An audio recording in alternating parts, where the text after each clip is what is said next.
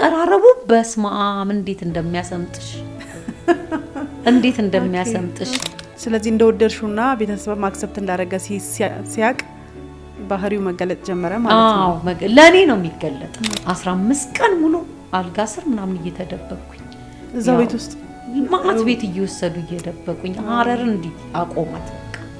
ሴቶች ወደ ትዳር ከመግባታቸው በፊት እንደው ሰዎች እንደዚህ በእንዲህ አይነት መንገድ የሚያባብሉ ሰዎች ሊኖሩ ይችላሉና ምን መጠንቀቅ አለባቸው ብለሽ ትመክሪያቸዋለሽ?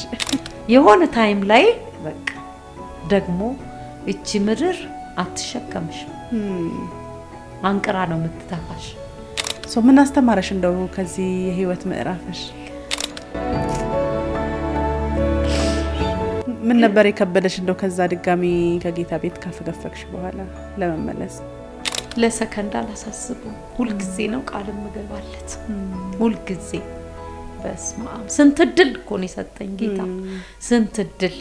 በቃ ሰው ይሰለችሻል፣ እሱ ግን ሁሉ ጊዜ ልጅ ተስኖ ፈጥሮብሻል። ከዛ በኋላ እንደው ለትዳር ለወንድ ልጅ ያለሽ አስተሳሰብ በጣም በእውነት አንድ ቀን እንዳውም እንትን ሳይ